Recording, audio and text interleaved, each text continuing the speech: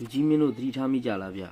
ရင်တုံးကဆိုကြွက်ရမ်းပေါ်တဲ့အိမ်တွေဆိုကြောင်တွေမွေးကြလိမ့်ရှိတယ်ဒါပေမဲ့ခုနောက်ပိုင်းမှာ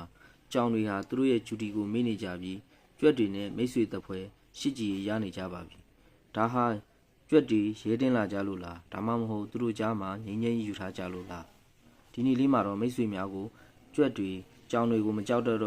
နောက်ကကအမှန်တရားကိုသိပ္ပံနည်းကြရှင်းပြပေးသွားမှာဖြစ်ပါတယ်ခင်ဗျနံပါတ်1ကပ္ပဘူးတစ်မျိုးရဲ့အုံနောက်ထင်းရှုပ်မှုခံလာရခြင်းဒီကပ္ပဘူးရဲ့နာမည်ကတော့တိုဆိုပလာစမာဂွန်ဒီဆိုတဲ့အလွန်သေးငယ်တဲ့ပိုးတစ်မျိုးဖြစ်ပါတယ်အဲ့ဒီပိုးဟာကြောင်တွေရဲ့အညစ်အကြေးကတဆင့်အစာသို့မဟုတ်ရေကတဆင့်ကြွက်တွေရဲ့ခန္ဓာကိုယ်ထဲကိုဝင်ရောက်လာကြပါတယ်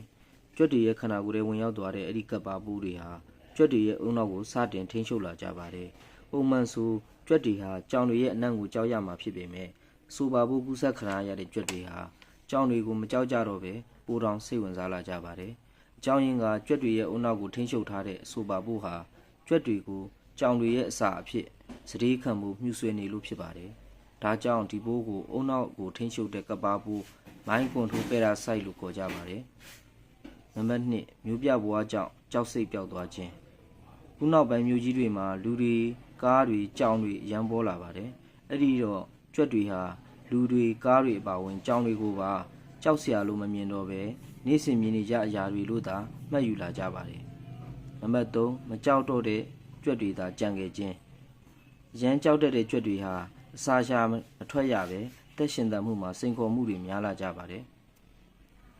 မကြောက်တတ်တဲ့ကြွက်မျိုးစိတ်တွေကတော့အစားတောက်လွယ်ကူစွာရရှိကြပြီးအကောင်ကြီးစတတ်တပူများလာကြပါတယ်အချိန်ကြာလာတာနဲ့အမျှမကြောက်တတ်တဲ့ကြွက်မျိုးစိတ်တွေပိုမိုများပြားလာပါတယ်နံပါတ်4နဲ့နောက်ဆုံးချက်ကတော့ကြောင်တွေကမုတ်ဆိုးမဖြစ်တော့လို့ပါအရင်ကစာရည်သာရှားပါတာမှုကြောင်တွေဟာကြွက်တွေကိုအမဲလိုက်ကြရပါတယ်ခုနောက်ပိုင်းမှာတော့စာရည်သာပေါ်များလာတာမှုကြောင်တွေဟာကြွက်တွေကိုအမဲလိုက်ဖို့မလိုအပ်ကြတော့လို့ပါအထက်ပါချက်တွေပေါင်းပြီးကြောင်နဲ့ကြွက်တွေဟာအရင်လိုအမဲလိုက်တာမျိုးမလိုကြတော့ပဲရှိကြည်ရသလိုဖြစ်နေခဲ့ကြတာပါ